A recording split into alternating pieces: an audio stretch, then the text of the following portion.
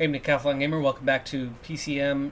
This is Classics Puncher and it's episode 23, and we are on stage 1 of, well, something. What is it? Andalucia, the Vuelta Andalucia. So we're in Spain for this one, and this was probably the biggest climb of the day. Well, maybe second. Definitely not the longest, but biggest late climb until the finish. This is very much one that is open for, it's steep and it's gravel or cobbled. It's something along those lines. I don't know what kind of start category we are in for on this one. Let's hope the higher the better, because of my acceleration, my cobble rating, and with a decent hill rating, I could do well today. Team objective for this race, first of 5 stages, is a points classification that they're in for, so we are going to have to play out those stages. The 3 in the break, well, the last 2 are there, plus somebody trying to attack right now as we enter the final 13K. I do have team support, and I should probably get it up here with me.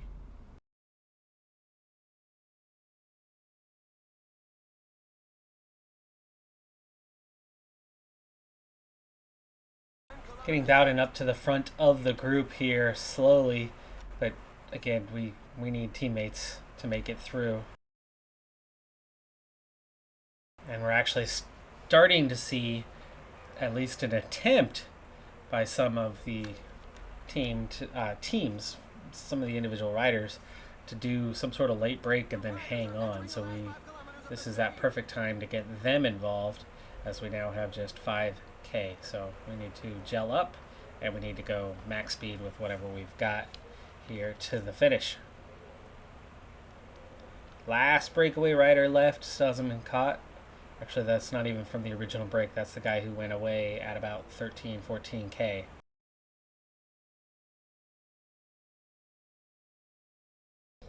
.8. Nice if I can get these guys to sprint. Only a 2-star sector and just 1.5K to climb, so I think we're going to be kind of straight into La Part and get these guys to follow behind and try to help break toe.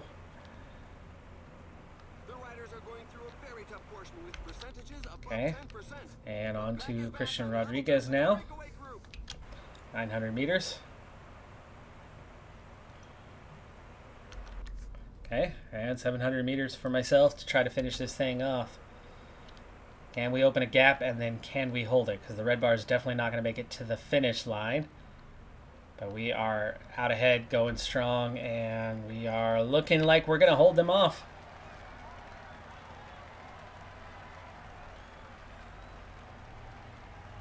Yep, gap's holding. Stage win. Vader. Rodriguez grabs 3rd. Dunbar 4th.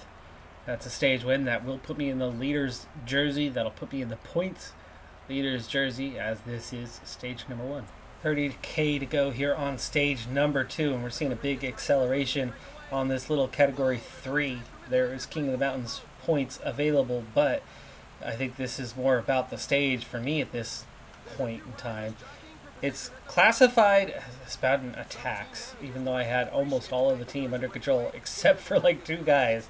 And he decides to go on the attack, which is not really what I was wanting him to do there, because he's pulling other guys with him. But I do have a lot of the team in position, ready to go for this final uphill swing.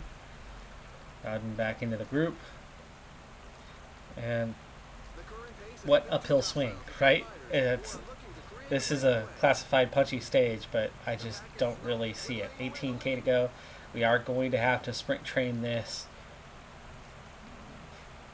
for a while, but those 4 riders don't worry me yet unless they start to pull away. So let them continue on just a little longer. Bowden again attacks to go, because oh my goodness, look, you just invited 6 other people to attack with you. So Oss is going to take over here in a second. So let's just follow Oss, and then we'll drop ourselves down the order. Being that we were the leader of the race, Kyonan has spent his day There we go, back to Bowden. Let's go ahead and get in line in second place. Give you a turn soon enough. Anyway, spent his day working on the front. No surprise by that. 10K to go. Let's speed up a little bit more here, Oss.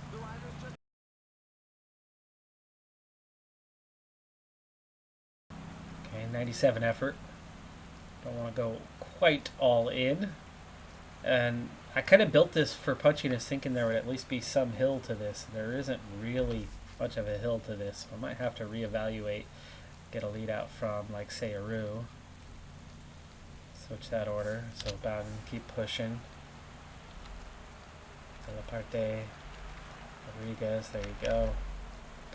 5K. Hard enough to get the gel. Starting to see the field split.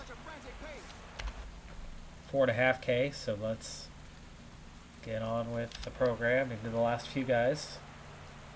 Hey, De La Parte gets that little acceleration for us, and it's 4K to go.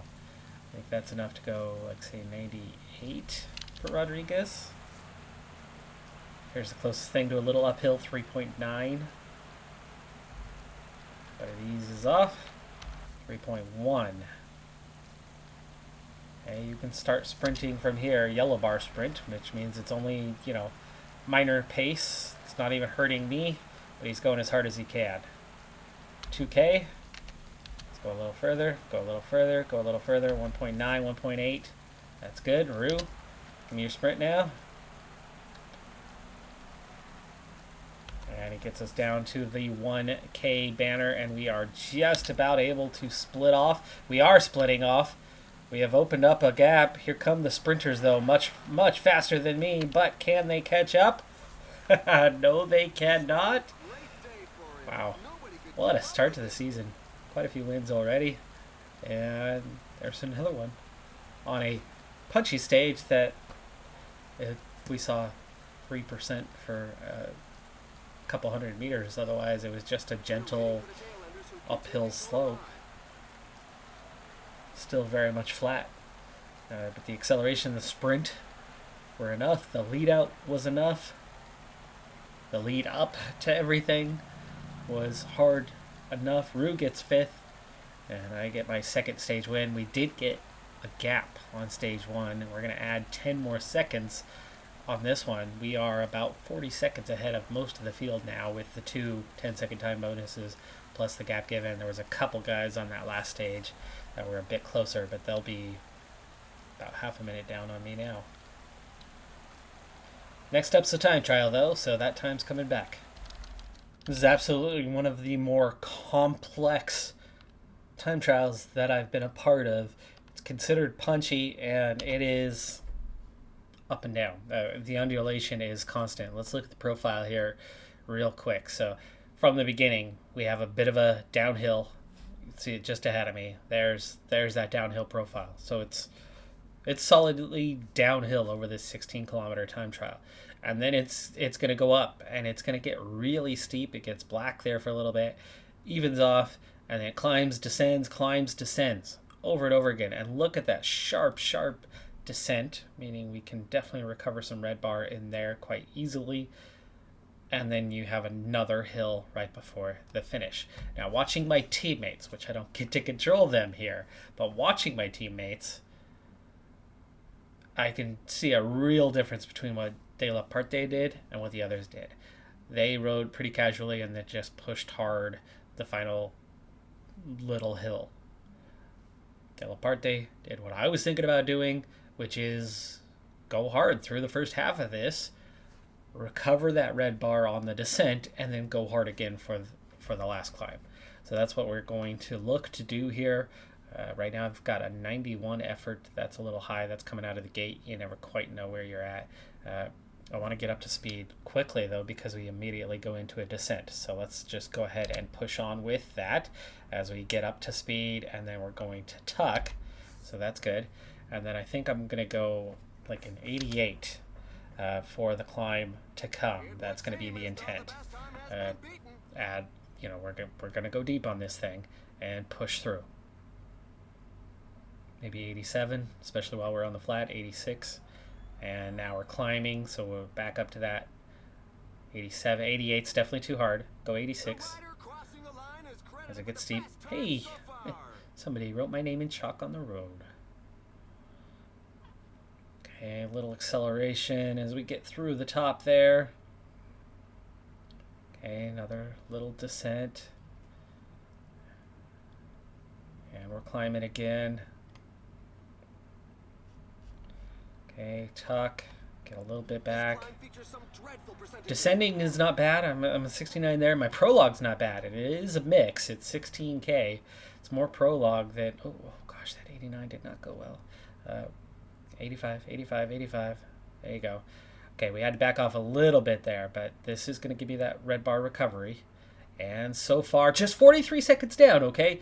It could be so much worse with the ratings that I have. So yeah, that is not bad at all. And you can see as we kind of tuck through here, I'm not going to have lost more than a few seconds as we are just descending. Even if I'm not a very good descender. Okay, set to that 85. Okay, set to that 88. 2K to go to the finish line. And we attack this climb. 1.5K to go. Coming up on it. 1K to go. Okay, a little hard there. Save some more for this last kilometer. How are we still in... I don't know what happened to that kilometer. 85 from here to the finish. We slow down a little. That's going to cost me a few more seconds, over a minute down, I'm sure. Minute 18, though. Compared to my teammates, that was pretty good. I'm pretty poor as a time trialist. But I do lose over a minute, which means we are going to go backwards down the order. And Marco Brenner moves into the lead. I am not in the top 10 anymore. But I've got to be up there still. So we'll see if we can make up any ground in the stages to come. And maybe still feature in this one. We've already got 2 wins. So points classification is #1 priority. But we'll see about the GC. It's not looking good for me here on stage 4. I at least have a neutral race day condition. But we've got 3 climbs to go here, and 2 out of 3 are pretty tough. So we'll see how well I'm faring after. I think I'll get through this first one. Maybe. Maybe. Most of the way up. Go a little bit harder here. Go a little bit harder here because the field's starting to split itself. And we're through the first one. Not easily, but we're through the first one. We will get full recovery for that as well. And the field did split a bit, though it comes back together. But from here is where I'm going to be in a whole heap of trouble. I do have full team at my disposal, so we are going to really, really try for this one. I'm the highest placed rider in the team, and still have a chance in the GC if we can get through this thing, but we're going to have to get ourselves lined up and handle this very, very carefully as we go in, and I think it's about time. The idea right now is actually that the rest of the field is going quite slow. If we start quite slow, I know that they're going to pick up that pace a lot as the climb goes on, especially on the next part of the climb. So I'm trying to manage this, as Bowden's a bit too strong, with a consistent effort that I can kind of manage, especially if I'm at the back end of the group. And you can see, now some other teams trying to get a little more heavily involved in things with only one rider off the front. But if we can manage a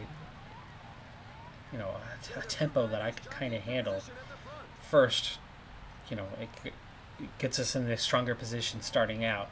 But then as the climb goes on, I can just use these guys to drift and manage a pace that I can make it through, and then I'll have 4 guys to help try to pull me back along the descent. We're over the Cat 2. We have 1 climb left. We're basically a third of the way up already. Keeping an eye on my heart rate, you can see how much easier it is for the other 3 to climb than it is for me.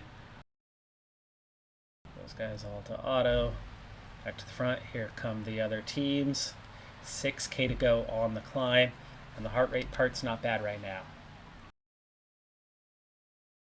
4.5K to go on the climb. I'm loving this part. We're in the steepest section of the climb right now. So back off a little more, as I'm definitely struggling through it, but we're down to 3.8K and we're almost through the hardest part. Heart rate starts to lift a little bit. It's not as bad.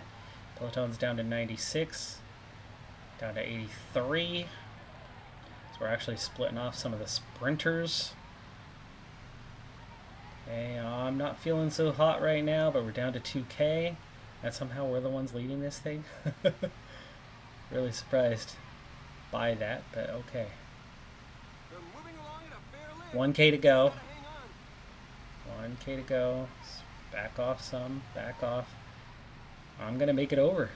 I am going to just about make it over, because there's the top right there. I'm only just behind. I'll regain position here shortly, and I will definitely recover, and that puts me in good position for what's to come later on, as I'm getting that recovery in right now. We want to rechange our order based on the sprint capability, which is not good, and don't know, but he looks like he's going to have a similar profile to me, so we probably want to switch this. Now with just 62 here, there's a good chance that somebody in the top 10 is not present. And if that's the case, I could be moving in, because I am in 13th position right now. Just a couple seconds out of the top 10. A podium on the stage would get me back into the top 10 regardless of who's in this field. Okay, the other three are pretty fresh, and ooh, we split the field there momentarily. That'd be something. 10K to go. 34. Okay, 99, Mr. Rodriguez.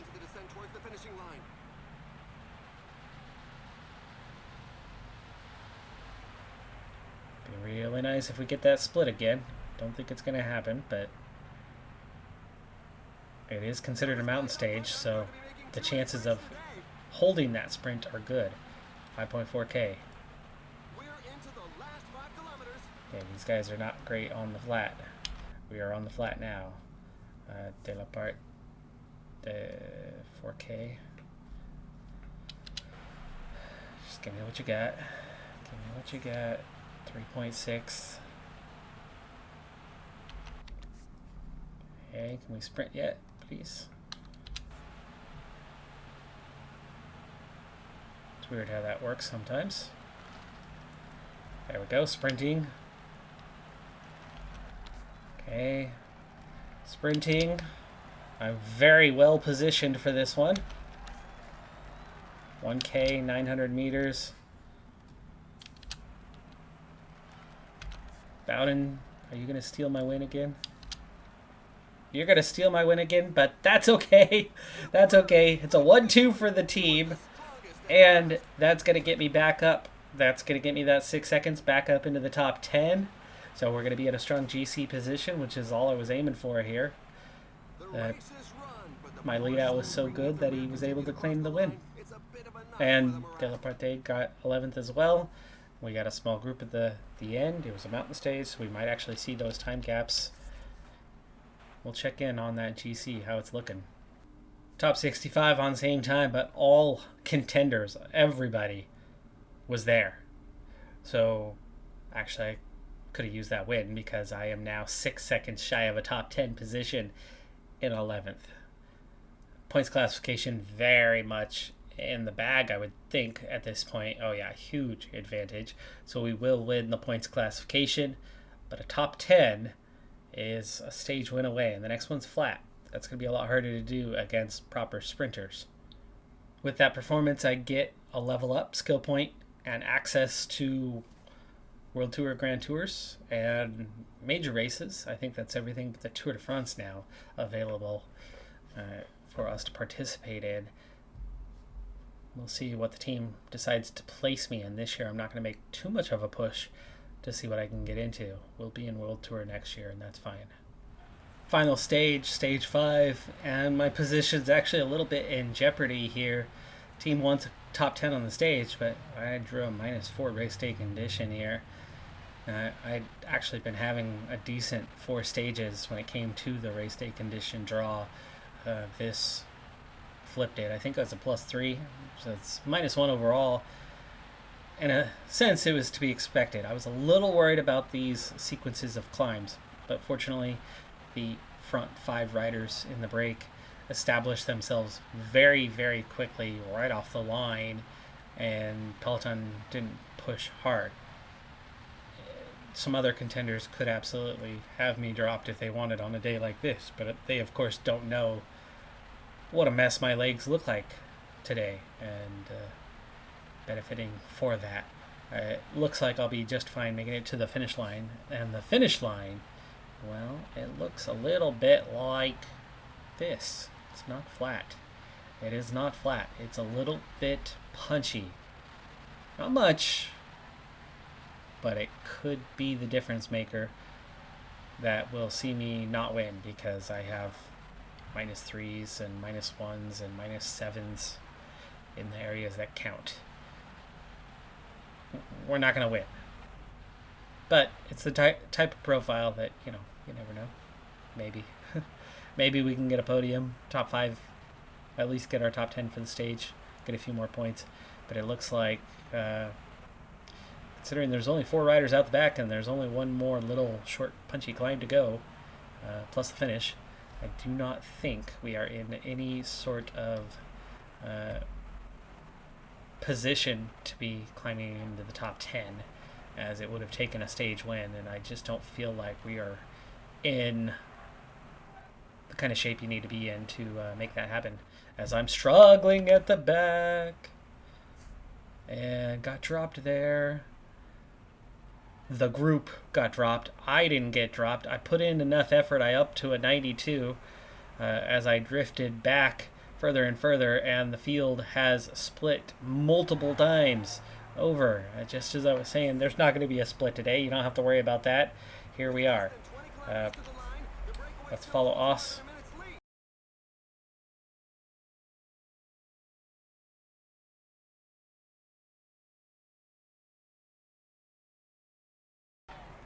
Oss isn't in positions. That's going to waste a little bit of my energy while we try to get back up there. 79 in the peloton. We are now all that's left off the back. We are almost in contact, but now both of them. Rue doesn't have much. Bowden's a good sprinter. Drop back. 11K to go.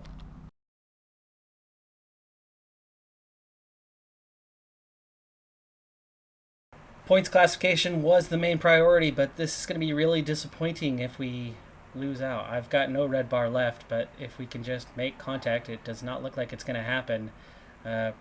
Just as I was saying, nobody would get dropped. I get dropped. Just as the field splits apart in the most unlikely stage.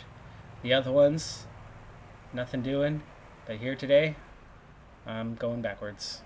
But if we can stretch, there might still be the tiniest chance, because this is supposed to be a sprint stage. But Bowden, with nothing left in the tank, is pulling as best he can, but nobody else is. But now it's nearly stretched, and we've seen this game do worse. 1K to go.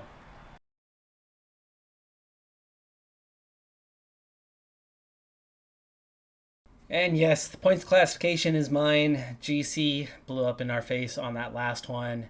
They gave tons of time gaps. It's funny how that happens. They gave a time gap right at the front of the field on a sprint stage. I can win by a minute and a half on a sprint stage and still not get a time gap. It's funny how the moment you aren't in the peloton, they always give those gaps. It's weird how that happens.